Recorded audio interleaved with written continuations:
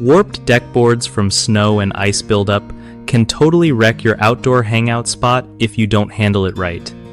Okay, so first off, whenever you see snow piling up on your deck, try to clear it off as soon as you can. Letting snow sit there means water soaks into the wood when it melts, which makes the boards swell and warp over time. Next, check your deck's drainage. You want water to flow away, not pool on the surface or underneath.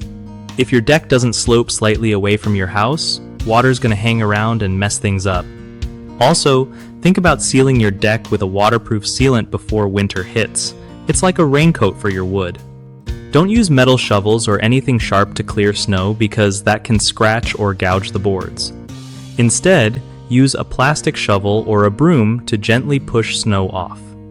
If you notice any warped boards already, replace them quick before things get worse. And finally, keep an eye on your gutters and downspouts to make sure they're not dumping extra water onto your deck.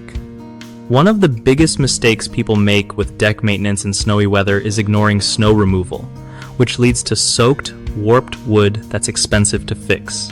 The fix? Regularly clear snow with non-damaging tools. Another common issue is poor drainage. If water doesn't run off properly, your deck will stay wet longer and get damaged faster. A simple fix is to adjust the slope or add drainage solutions like gap spacing between boards or drainage mats under the deck. Lastly, not sealing the deck before winter leaves wood vulnerable to moisture, absorption, and warping. Applying a good waterproof sealant every year can save you from costly repairs and warped boards. BigHomeProjects.com helps homeowners by connecting them with trusted local contractors who know how to handle these exact issues with decks and more. For contractors, it's a great way to find work from people who really need pros they can trust for home repair and improvement projects.